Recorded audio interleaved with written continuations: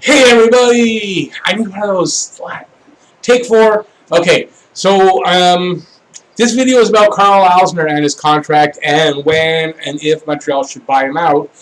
It's based on an article that was sent to me by Hugh, who is I think a subscriber, but he watches my videos and we communicate on Twitter. He sends me stories sometimes on Twitter that he thinks might be interesting in videos. So this is one of them that he sent me the other day. The thing is, it's a little bit confusing, so I'm going to try to get it in and not screw up. Okay, so the point of this is, what should Montreal do? Should they buy him out? First of all, should they not do anything and just keep him and do what they've been doing?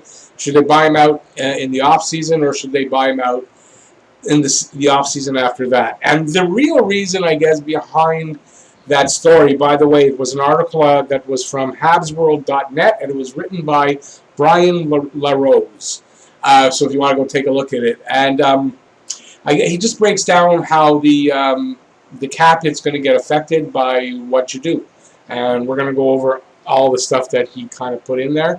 The thing that I was confused about, and why it's taking so many takes here, is look, for you people who watch my videos, you know how I am. So the thing that is confusing me, and still is that I kind of got the idea that he was trying to say one of these options was a lot better, when it's not really the case.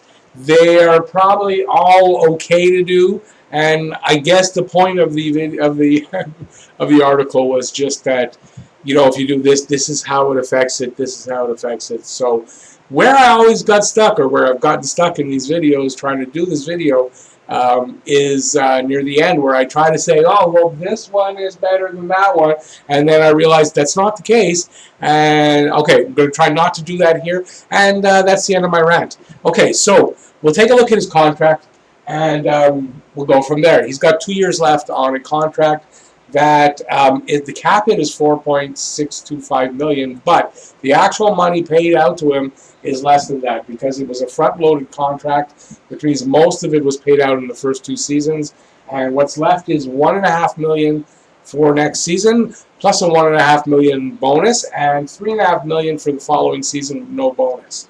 So the bonus will be paid to him either way. Doesn't matter how this happens. He's getting that bonus money, and that really, I don't find that affects the cap hits at all. It doesn't. So we're gonna go and check that out. So it's 2 years left, $4.625 million cap hit, front loaded. The $1.5 and $3.5 million add up to $5 million, plus the $1.5 million bonus. Now, if you're looking at if they buy him out, how do you break it down? He's owed $5 million. You take 2/3 of that and you spread that over 2 times the remaining term. He's got 2 years left.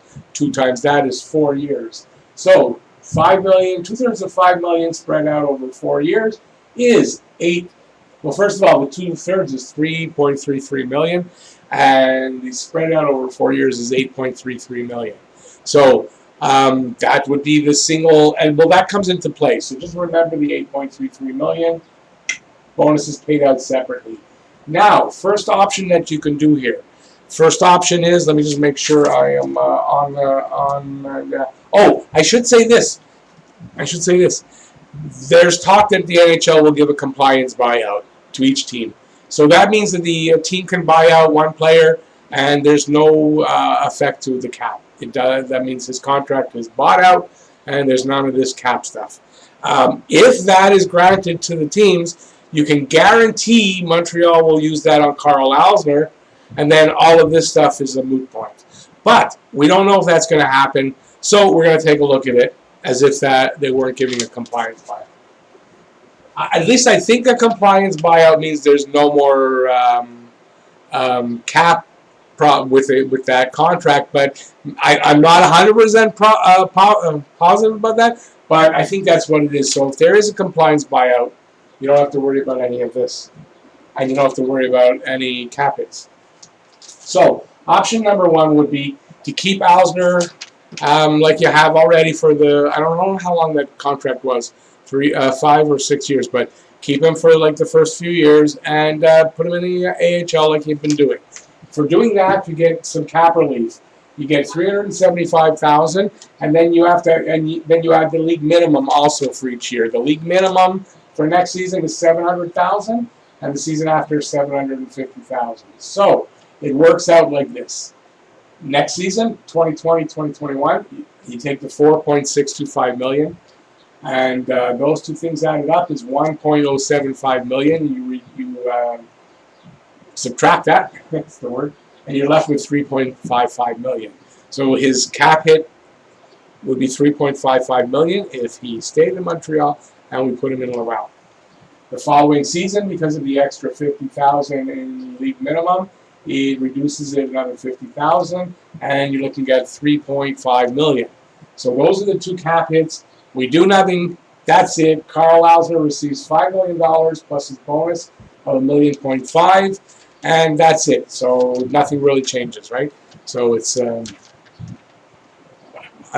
there's a French word for that. Anyway, stays the same. Option number 2. Alzner's bought out this offseason, and this is the one that everybody really wants, besides the compliance buyout, because the compliance buyout would be snap easiest way. But if we don't get that, we buy him out next offseason, and it goes kind of like this. You take his, this is where this number comes in, the number over here.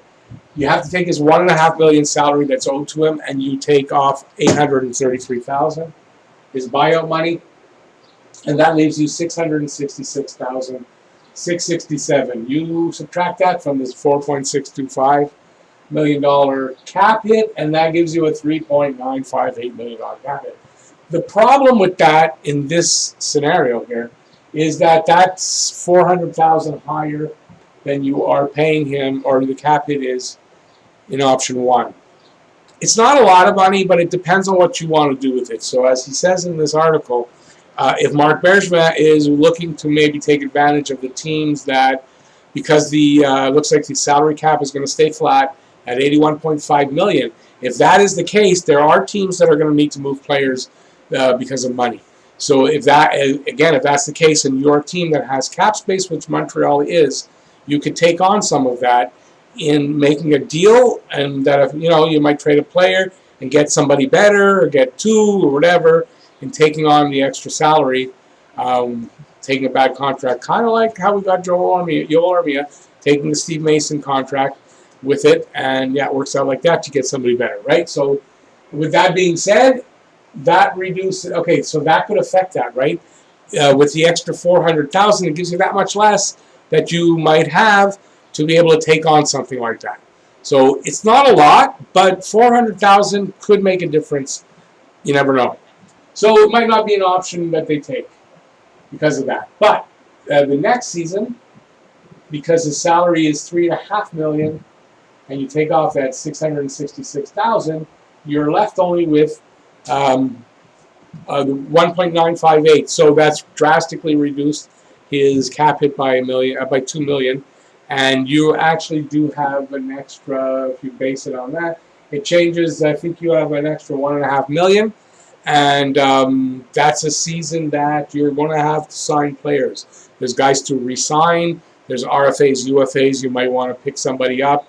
You're going to need your money, so it's good to save some money there. So that works there. So you bite the bullet in the first season, and maybe you might not be able to go and take on extra contracts. Although, like I said, $400,000, I don't think it's a ton of money, so I don't know if it really affects that plan or not, but it might.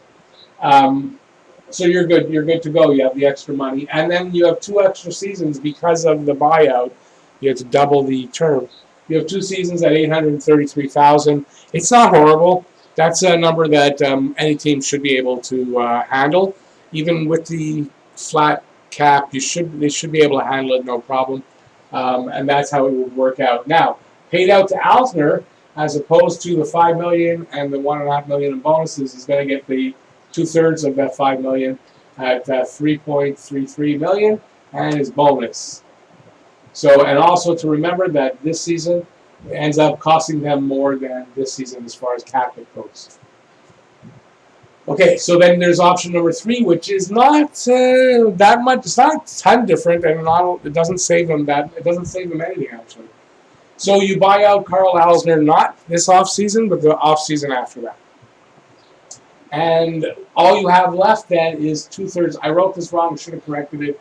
It's 2/3 of the money you owe him. And that season you owe him $3.5 million. So 2/3 of that, spread out over 2 years, is $1.166 million per season. Okay, and then you go back to that math where you take the 4.4625 and you. No, I'm going to go back a second. You take the 350 million, $3.5 million.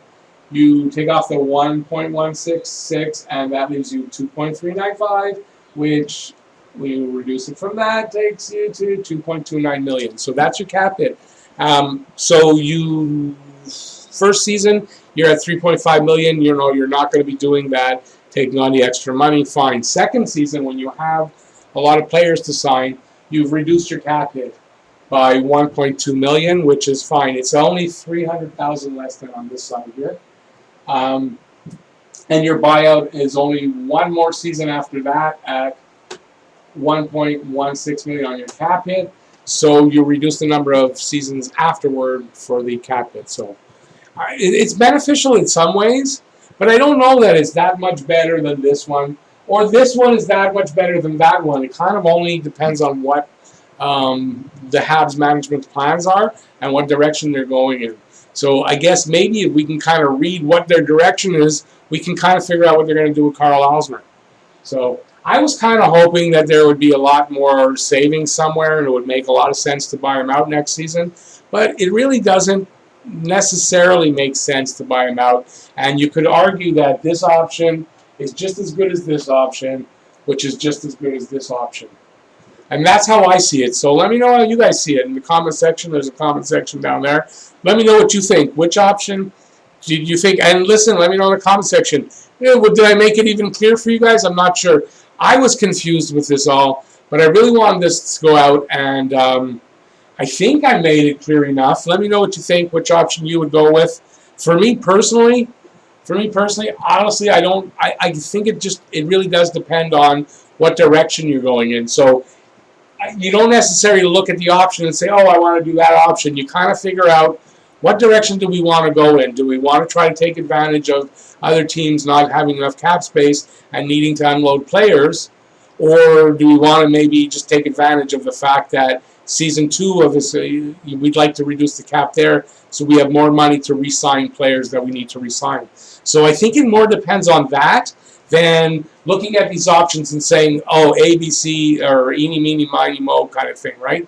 So for me, that's how I look at it. It would depend what direction I want to go in, and then I would pick an option. Let me know what you think in the comment section. While you're on the way down there, give a thumbs up if you liked the video. And if you haven't subscribed already, please subscribe, ring that notifications bell, which is down there, and that's going to get you your daily fix of Blue Blanc Rouge right here at Talkin' Habs. So thanks for watching, everybody. Please stay safe out there. Wear a mask when you're outside. Please wear a mask when you're outside. Or if you're protesting, well, it should be outside if you're protesting.